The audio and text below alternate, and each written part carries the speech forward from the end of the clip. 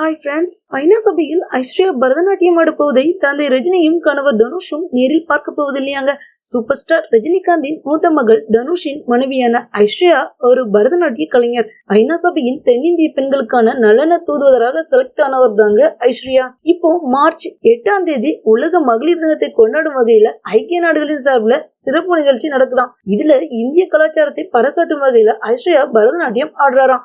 ஐநா சபையில் பரதம் ஆடும் முதல் பெண் கலைஞர் ஐஸ்வர்யா தானா. ஐஸ்வர்யா ஐநா சபையில் பரதம் ஆடுவதை ரஜினியும் தனுஷும் நேரில் பார்க்க போவதில்லையா. ரீசன் என்னன்னு பாத்தீங்கன்னா, ரஜினியும் தனுஷும் அவங்கவுங்க படங்கள்ல பிஸியா இருக்காங்களாம். அதனாலதான் ஐஸ்வர்யாவின் நிகழ்ச்சியில கலந்துக்க மாட்டாங்களாம். இந்த மாதிரி சினிமா நியூஸ் தெரிஞ்சுக்க எங்க சேனல் சப்ஸ்கிரைப் பண்ணுங்க. ஏதாச்சும் கமெண்ட் இருந்தா போஸ்ட் பண்ணுங்க. தேங்க்யூ.